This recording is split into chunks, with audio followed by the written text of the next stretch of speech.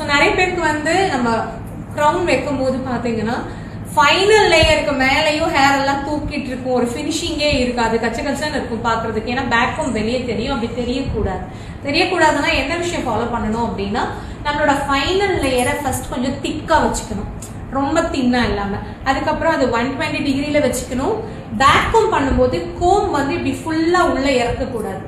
ஃபுல்லா இறக்குனீங்கன்னா ரெண்டு பக்கமும் பேக் கோம் ஆகும், இந்த பக்கமும் பேக் கோம் ஆகும், வெளி பக்கமும் பேக் கோம் ஆகும். அப்ப அங்க ஆட்டோமேட்டிக்கா நமக்கு என்ன ஆயிரும், சிக்கு சிக்கா தெரியும். ஸோ அப்போ பேக் கோம் பண்ணும்போது கோம் உள்ளேயே இறக்காம ஜஸ்ட் மேல இருக்கிற ஹேரை மட்டும் ரொம்ப சாஃப்டா அப்படி பேக் கோம் பண்ணுங்க. இந்த மாதிரி வெளியே போகாம ரூட்ல. நான் எப்படி ஹேரை திருப்பி திருப்பி பேக் கோம் பண்றேன் அப்படிங்கறத கவனிங்க. சிங்கிளா பண்ணும்போது அப்படிதான் பண்ணணும். அப்படி வச்சுட்டு இப்படி தூக்கி போடும்போது இது இப்படியே நிற்கும்.